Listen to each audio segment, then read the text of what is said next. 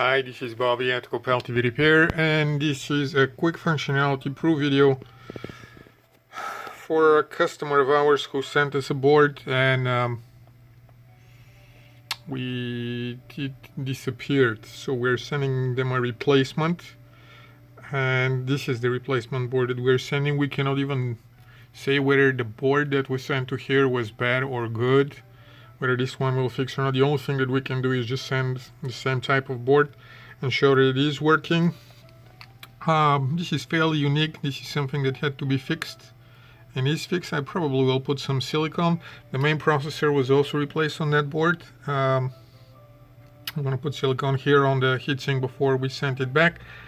And this board has worked for about 3 hours before I sent it back. Before I make that video, sorry.